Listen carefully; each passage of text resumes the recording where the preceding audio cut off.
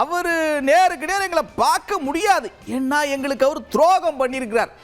இந்த தேர்தலில் அமமுகவோட நோக்கம் என்ன தெரியுமா, இலக்கு என்ன தெரியுமா, துரோகத்தை வீழ்த்துவது அப்படின்னு சொல்லியிருக்கிறார்.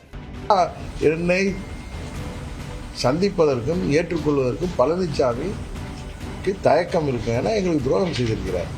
ஆனால் அவர் அந்த கூட்டணி அமையாது என்று தெரிந்தும் என்னை கேட்ட அனுபவஸ்தர்களுக்காக அவர்கள் வயதை காரணம் கொண்டு அவர்கள் அனுபவத்தை கண்டு நான் மரியாதை கொடுத்து சொன்னேன். அது அமையலைங்கிறத அமையாதுங்கிறது தெரிந்தோம்.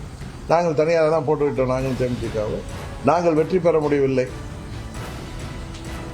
ஆனால் யார் ஆட்சிக்கு வரக்கூடாது, எந்த துரோகம் வென்றுவிடக்கூடாது என்று நினைத்தோமோ அது நடந்திருக்கிறது. இந்த முறையும் எங்களது முதல் இலக்கு துரோகம் தமிழ்நாட்டு அரசியலில், இந்திய அரசியலில் யாராலும் நினைத்து பார்க்க முடியக்கூடாது வருங்காலத்தில் என்கிறதுக்காகத்தான் அம்மா மக்கள் முன்னேற்ற கழகம் இந்த தேர்தலில் சந்திக்கிறது.